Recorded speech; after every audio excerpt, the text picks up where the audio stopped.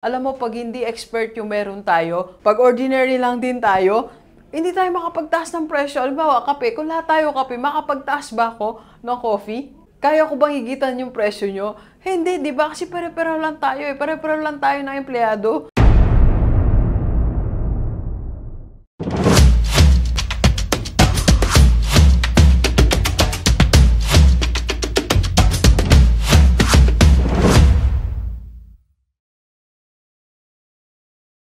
Okay, Gilivers, pag-usapan natin, ano nga ba ang sekreto ng mga malalaking kumpanya or yung mga negosyong sobrang tagumpay nila? Pag-usapan natin, let's go, let's go. Alright, so marami na tayong nabasa mga books, no? Ako, I read a lot of books about how to become successful in your business. I'm attending different seminars. Minsan, nagbabayad pa ako ng webinars, ng mga courses, para lang matuto tayo. Pero alam nyo, I just realized na merong ginagawa yung mga business owners na hindi natin ginagawa. Kaya sobrang taas na ng lipad nila, tayo parang struggling pa rin. Tayo parang lagi tayo nagsisimula pa lang din. Why? Because of this reason. Okay? Because the big companies only look for experts. Yes, experts lang hinahanap nila. Nakikipag-usap lang sila sa mga experts. Nag-hire sila ng mga key positions ng mga experts lang. Kung hindi ka expert, never mind. Kung hindi ka expert, out ka. Okay? So, ano ba reason, Doc? Bakit expert? Ganito, bago ko sabihin yon, marami sa atin ayaw pong kumuha ng mga experts. Okay? Why? Because of the expenses. Kasi medyo mahal ng mga experts, di ba? Times 3, times 4, times 5. Naalala ko, one time may nag-apply sa akin. Sabi niya, Doc, I'll help you. This is my plan. This is my no. Pero ang fee niya po, mataas pa sa income ko. Sabi ko, I'll call you soon. Okay? Alright, so, why? Bakit nga ba sila mahal? Because of these things. Okay?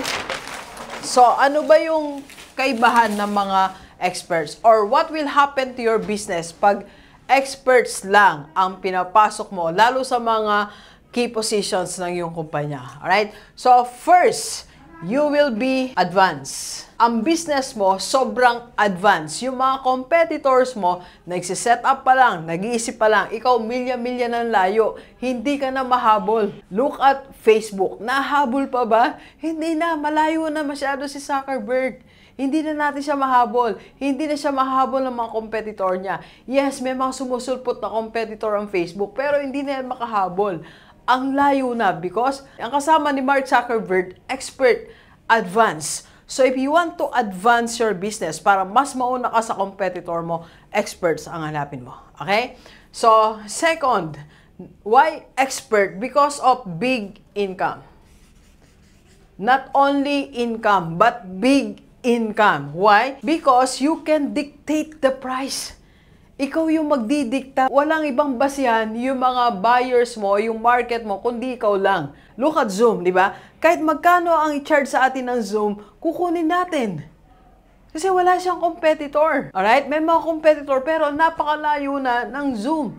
Kaya kahit magkano, kahit doblehin ang charge sa atin monthly, kukuha pa rin tayo. Alright? So if you have your business and you want high income, dapat expert lang para you can dictate the price.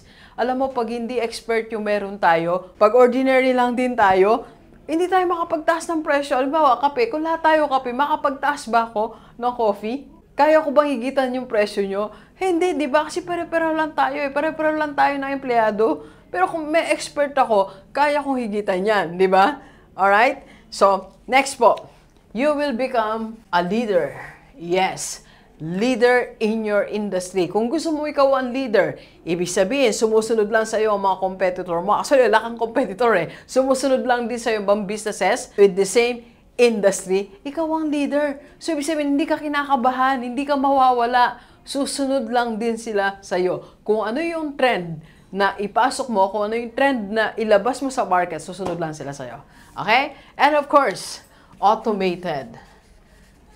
Okay? So, an expert can automate your business, which in long term can give you the freedom na hinahanap natin. Alright? And of course, there are more benefits of hiring an expert. So, for example, like sa atin, sa business natin, so, dito sa financial industry, sa IMG Rockstar Community. I talk to expert.